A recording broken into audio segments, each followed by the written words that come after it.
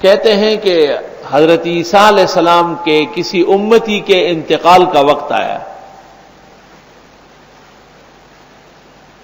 تو اس نے اپنی گھر والی کو کہا کہ شاید میرے مرنے کے بعد کوئی اولاد ہو جائے، کیونکہ وہ امید سے تھی۔ مہربانی کر کے اس کو انجیل کی تعلیم دینا۔ اس زمانے میں آسمانی کتاب، برحق کتاب ہدایت کی وہ انجیل تھی۔ وہ شخص فوت ہو گیا اور اس کے مرنے کے چند مہینے بعد اس کے ہاں ایک بچی کی ولادت ہو گئی۔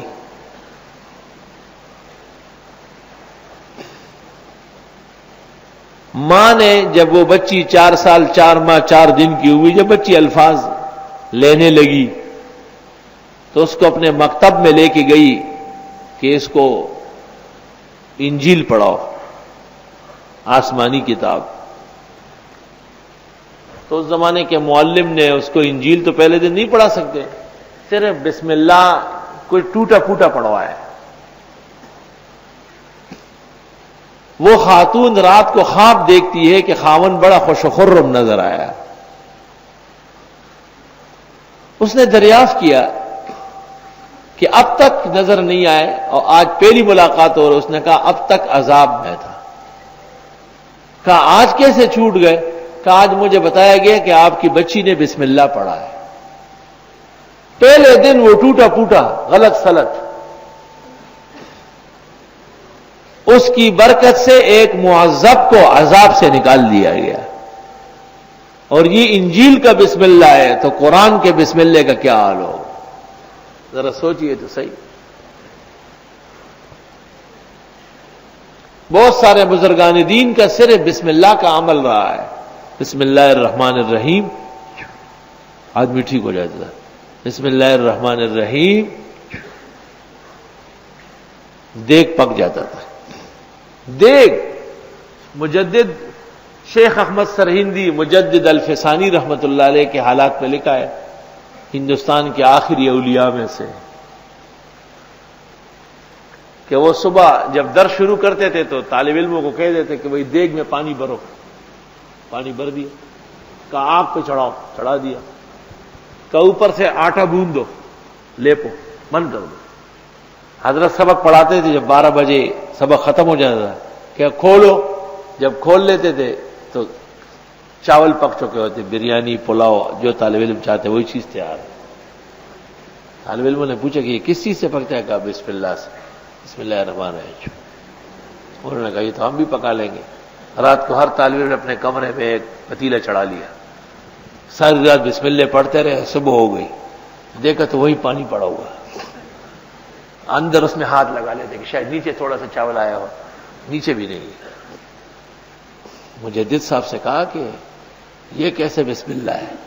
کہ آپ پڑھتے ہیں تو چاول پکتے ہیں اور ہم پڑھتے ہیں تو پتہ ہی نہیں چلتا۔ حضرت نے فرمایا شیخ احمد کا منہ بھی چاہیے نا اس کے لیے۔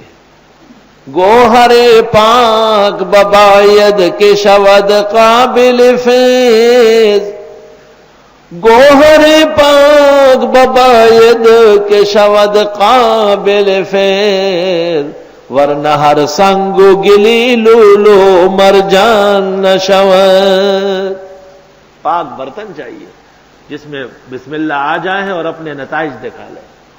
شاعر اس لیے کہتے ہیں کہ گوہر پاک بباید کہ شود قابل فیض، ظرف پاک کر لو تاکہ کچھ نتیجہ اچھا نکلے، ورنہ ہر سنگ و گلی لولو مرجان نشود، ہر پتھر اور مٹی مرجان نہیں ہے، یاقوت نہیں ہے۔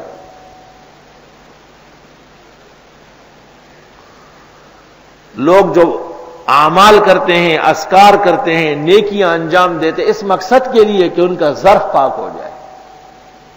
ایک بہترین سالن پکا ہے، مرغ قورمہ ہے، شاندار بریانی ہے، لیکن ایک ایسی پلیٹ میں ڈالی گئی کہ جس میں تھوڑا سا پاخانہ، 2-4 قطرے پیشاب، نیچے سے گوبر، آپ کھا لیں گے اسے؟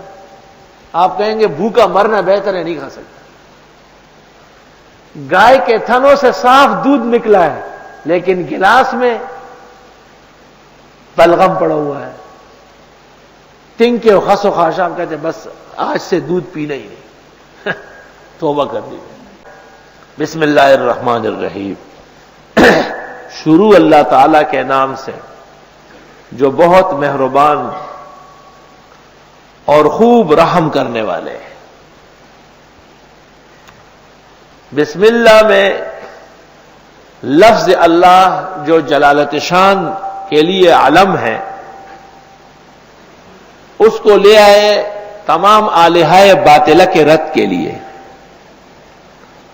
اور اللہ تعالیٰ کی دو بڑی صفات ذکر فرمائی. ایک کا پورا نظارہ دنیا میں ہے اور دوسرے کا پورا نظارہ بکمال آخرت میں ہوگا. تو دونوں جہان گوئے کہ بسم اللہ میں شامل ہے. رحمان کا تعلق دنیا کے جود و کرم سے ہے اور رحیم کا تعلق آخرت کی مغفرت اور فوزان سے ہے. تو ایک ایسا کلمہ جس میں اللہ کی توحید، اللہ کی یکتائی، اللہ کا وجود، اللہ کی عبادت، اللہ سے استعانت، سب چیزوں کے علاوہ دونوں جہان موجود ہے. اشارہ ہے کہ دنیا کا کام بھی اللہ سے بنے گا اور آخرت کا کام بھی اللہ تعالیٰ ہی انجام دے گا. یہ مقصد ہے. دونوں جہانوں کے لیے رحمان و رحیم کیوں شامل ہے کہ یہاں بھی ہمارا سارا کام اللہ فرماتے ہیں. وَمَن نَّصْرُ إِلَّا مِنْ عِندِ اللَّهِ الْعَزِيزِ الْحَكِيمِ.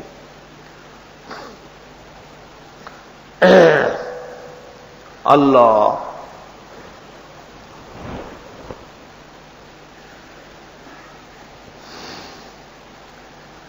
بسم اللہ الرحمن الرحیم ہمارے نزدیک ہر سورت کے شروع میں تلاوتاً پڑھنا، جب تلاوت جہر ہو تو بسم اللہ اور اعوذ باللہ بالجہر ہوگا، اور جب تلاوت سریہ ہو تو یہ بھی سرن ہوگا. اعوذ باللہ صرف ایک دفعہ کافی ہے ایک مجلس میں، اور بسم اللہ ہر سورت کے شروع میں.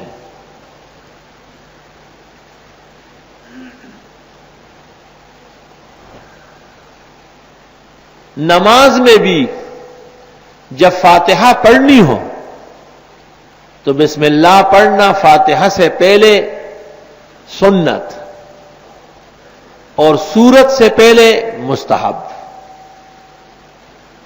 عالمگیری وغیرہ بعض کتابوں میں جو ہے کہ نہ پڑھیں وہ مرجوح قول ہے، متروک قول ہے.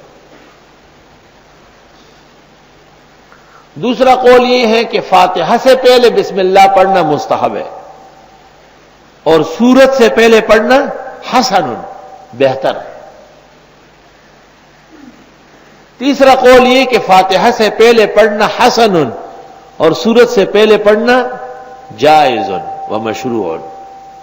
عالمگیری میں جو ہے لا یقرأ، اس کا مطلب یہ ہوگا کہ آیات سے پہلے نہ پڑھے. جیسے آمن الرسول للہ پڑھتے اس سے پہلے بسم اللہ نہیں ہے نماز میں. چونکہ بسم اللہ ایک آیت ہے لا علی التعیین، ایک دفعہ نازل ہوئی ہے اور پھر ہر صورت کے لیے حکم ہوا ہے. تو حافظ قرآن رمضان شریف میں کسی ایک صورت کی ابتدا میں بسم اللہ الرحمن الرحیم جہرن پڑھ لیں. ہمارے قاری صاحب سورت بقرہ پہ پڑھ لیتے بسم اللہ الرحمن الرحیم الف لام میم ذالک الکتاب. بعض قراء سورت یاسین پہ پڑھ لیتے، بعض اقرا بسم پہ پڑھ لیتے. لیکن سنا ہے کہ بعض قراء تراویح میں ہر صورت سے پہلے بسم اللہ پڑھتے ہیں. یہ ناجائز و غلط ہے، مکروہ ہے. اور کسی قاری نے لکھا ہو امام عاصم نے یا کسی اور نے تو قاری کی بات فقہ میں نہیں چلتی ہے، یہ فقہا کا مذہب ہے. حکیم الامت مولانا اشرف علی سے جب کہا گیا تو انہوں نے فرمایا فقہ میں جائز نہیں، اور انہوں نے بھی نہیں کہا ہوگا یہ غلط مشہور ہوگا کیونکہ وہ بھی بڑے علماء تھے.